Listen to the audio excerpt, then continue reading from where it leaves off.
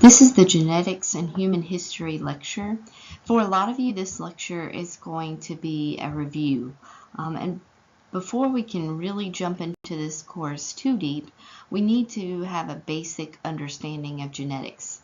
So I'm going to try and go over the basics, but also get into a little more detail than your introductory courses. This lecture is primarily focused on understanding how genetics contribute to producing human variation. Let's begin with a basic review, and then we will get into the heavier material of how genetic material contributes to human variation. Remember, we have two types of cells: somatic cells, which are body cells, and gamete cells, which are sex cells. Somatic cell division occurs through mitosis, and the entire purpose of mitosis is to replenish cells, to rebuild and to restore cells. So this is essentially a growth and repair process. Mitosis is also a simple cell division. This means that the cell divides one time and the end product is two daughter cells. These two daughter cells contain exact copies of the original 45 chromosomes. Meiosis is cell division of gamete cells or sex cells. This is the type of cell division that can end with an entire new organism. For meiosis, there are two divisions, and the end product is 4 daughter cells that each contain half of the original number of chromosomes. Why would each cell only need half of the original? Well, that's so that one gamete with 23 chromosomes can meet another gamete with 23 chromosomes and create a zygote or a baby.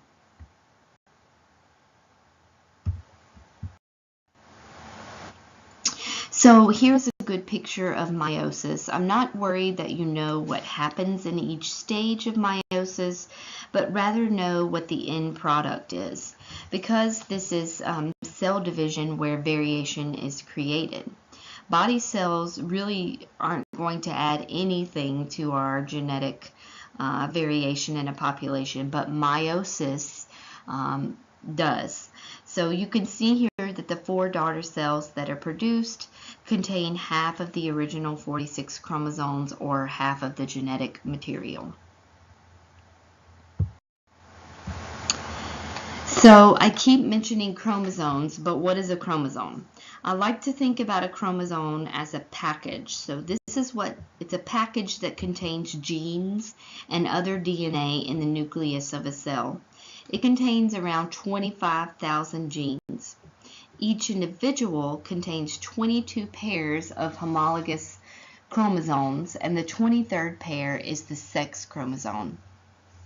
So as a reminder, when I say homologous, this essentially means that the alleles found on the chromosome are matching. So in other words, they are coding for the same trait. So here you can see a karyotype of the 22 pairs of chromosomes. So notice that each pair is about the same size and shape. In other words, they're really working together to code for a particular trait. Of course, if a chromosome is affected by a mutation, then the size or shape may get changed, and this is why the homologous pairs could perhaps have issues with compatibility. Also, just take note of that 23rd pair of sex chromosomes, how different the X and Y actually look from one another. So just a few more terms to review. When I use the term locus, I am referring to the location for a specific gene on a chromosome. The term allele, on the other hand, is referring to the alternate forms of a gene that occur at the same locus and code for the same trait.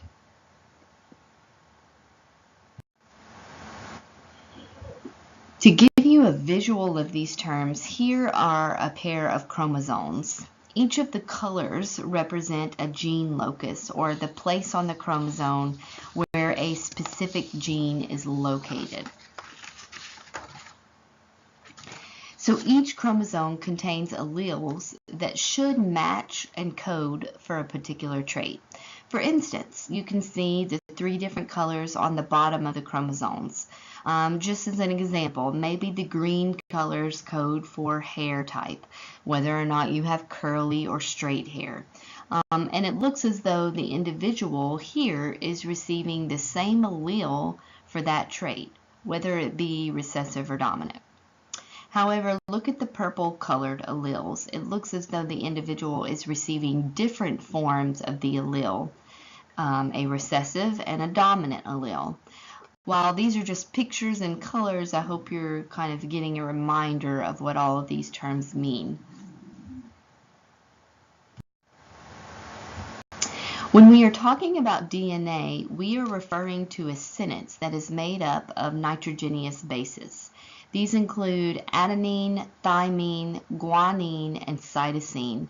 Oftentimes you're going to see them written as A, T, G, and C.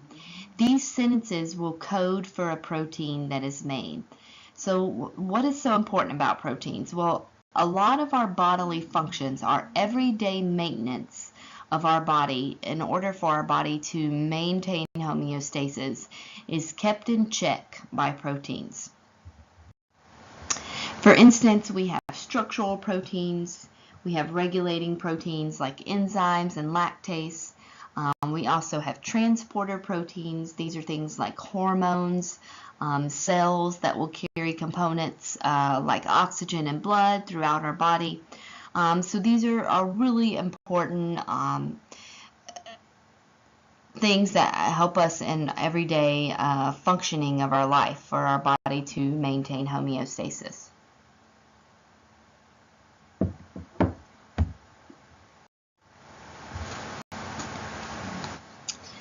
Proteins are made up of amino acids and created by what we call a triplet, which is essentially 3 amino acids that work together to code for a particular protein.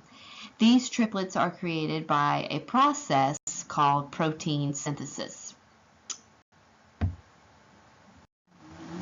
Protein synthesis is a 2-step process. It includes transcription and translation. Transcription is the process where DNA gets copied to mRNA. Translation then takes the mRNA message and translates it to a triplet that is then assembled into a polypeptide chain. This is a chain of triplets that's going to code for what proteins are being made. There are 20 different amino acids, and they can combine in different sequences to make about 90,000 different proteins. So this is quite a bit of variation in how proteins are created. Keep in mind, this is a really general and simplified explanation for protein synthesis, and I realize that. Hopefully most of you have discussed this in major detail in other classes, but I wanted to mention it and review it in order for us to discuss the processes by which variation arises. However, I also want to mention here that you're going to watch a film soon that will also talk about proteins and their importance in genetics. The important thing to remember is that genes play an important role in contributing to human variation, but proteins, and hopefully you'll really get this when you watch the film, proteins are just as important, if not maybe even more important, as genetics are in creating human variation. So now that we have discussed some basic terminology, I want to discuss the ways in which genes work to create variation. Since this class is concerned with variation, you need to have a basic understanding of genetics. And because this is the starting point of all variation, whether phenotypic or genotypic.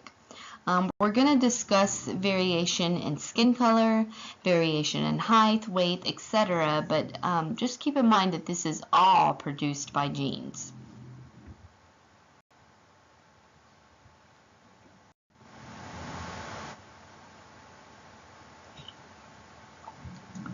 In terms of the genetic process of meiosis, there are two ways that genetic variation arises. These include recombination, which is also referred to as crossing over, and random assortment.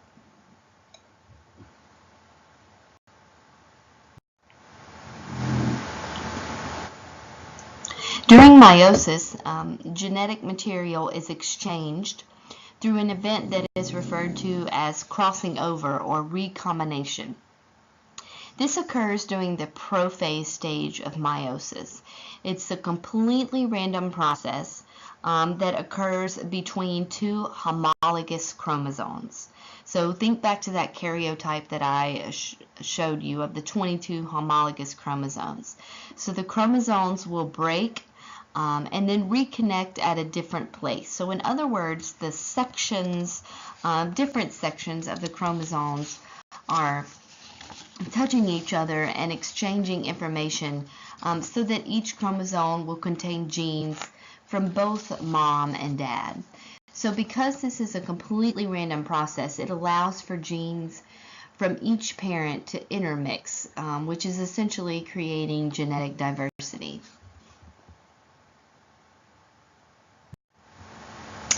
Another way in which genetic diversity is increased through meiosis is through random assortment. This is a law of Mendels which states that alleles assort to gametes independently of one another. Another way to state this law is that the inheritance of one trait has no effect on the inheritance of another. So let me kind of explain this just a little bit more.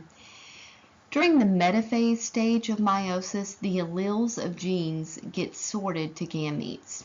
This process has no order, it has no rules by which it occurs. So the alleles that a gamete receives for one gene doesn't affect or influence what other alleles it receives. So in other words, simplified, just because you have brown eyes does not mean that you will always have brown hair. Or in the case of the pea plants that Gregor Mendel was studying when he kind of discovered this law, is that a smooth pea plant is not always green. This is essentially why two parents can have several children and you can't find any combination of likeness between them. So in other words, not every child that inherits the alleles for curly hair is going to also inherit the alleles for brown eyes. So as you can see on this photo, there are just different possibilities or different combinations for how the gametes, the end products of meiosis for each of the gametes. Another way in which genetics can contribute to variation is through chromosomal mutations. Chromosomal mutations are random deviations to the genetic DNA sentence. Keep in mind that these will only have an evolutionary impact if it happens in the sex cells. Otherwise, it's just going to only affect the individual. It's not going to be something that's passed on. So in terms of variation, you are only going to see the impact of variation in the population if it is a mutation that occurs in the gametes. These mutations can affect the entire chromosome, or it can affect just a part of it. There are 5 types of chromosomal mutations, and what I want us to do is discuss each of them and also provide an example for some of them. The first is duplication. This is where a segment or an entire chromosome is repeated. Typically, this type of mutation will be detrimental to the individual, but some individuals can have or can live with a duplication. The example that you are probably most familiar with is trisomy 21 or Down syndrome. This is a duplication of the 21st chromosome, hence why it's called trisomy 21. You have three 21st chromosomes. In 90% of the cases, it has been shown that the additional chromosome comes from the mother's egg. Another example of a duplication that you may not be familiar with is Klinefelters Syndrome. This is a duplication of the sex chromosome, where males with Klinefelters have a Y chromosome and 2 X's. This occurs in 1 in 500 to 1 in 1,000 live births. The individuals that are affected will develop as males with subtle female characteristics that are going to become apparent during puberty. They're typically tall individuals. They don't have any secondary sex characteristics. And in about half of the cases, the extra chromosome is from the mother's egg, while in the other half, the extra chromosome is from the father's sperm. The second class of mutation is a deletion.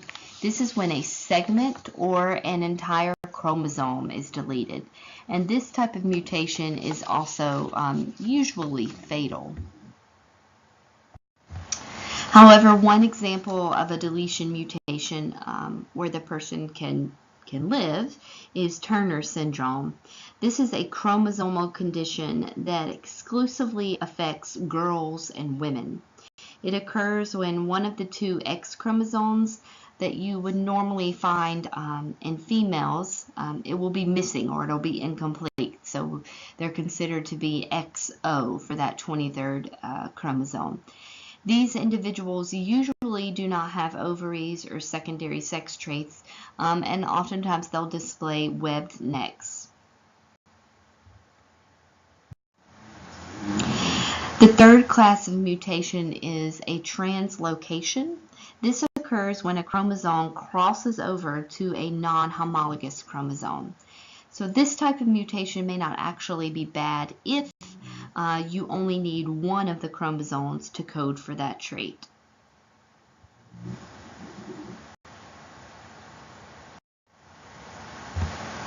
The fourth class of mutation is an inversion. So this occurs when a segment of the chromosome is reversed.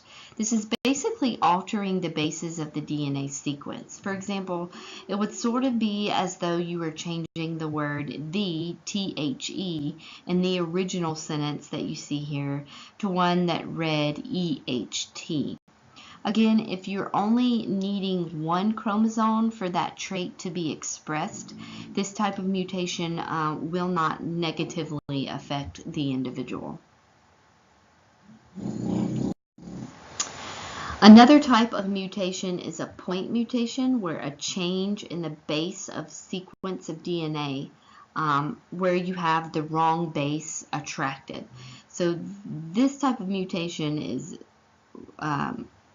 usually deleterious, that the individual is not going to survive to birth.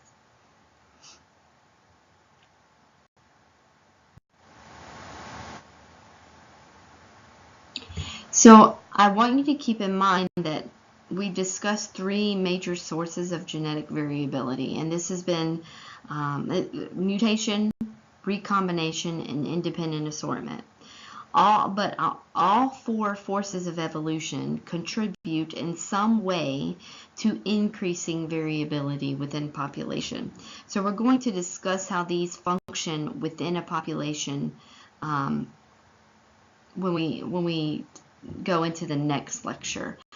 So I realize this is a very short lecture, but this is also your first week where you're going to be required to read an article.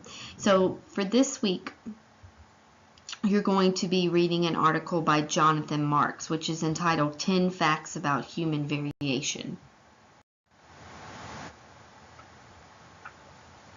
So again, you're going to be reading an article by Jonathan Marks, and I chose this article for you all to read because it's a really good introductory article for this course. There are a lot of preconceived notions that I think some of you have probably entered this course with, and I'm hoping that this article will kind of give you a clean slate to begin this class with in terms of talking about human variation. But I just want to point out a few things. First, it's going to give you a brief history of the race concept in the U.S. So we kind of touched on this in the last lecture, but again, we're really going to delve into the whole race concept in the second portion of the course. But this article is going to provide a really good background for you to kind of prepare you for that. So use it in conjunction with the lecture that we had on the history of human variation studies. It's also going to specifically discuss the different methods of classification that we also discussed in the last lecture. And it'll kind of go into a little bit more detail about clinal classification. Please, please do not take these articles lightly. You're going to need to read them in detail and possibly even take some notes. And there will also be questions on the exam from each of these articles that you were asked to read. If there are any questions about articles, you can post questions on the the open discussion board, and I'll be checking that throughout each week. So it's a good place to post questions about any of the articles that you are reading, so keep that in mind.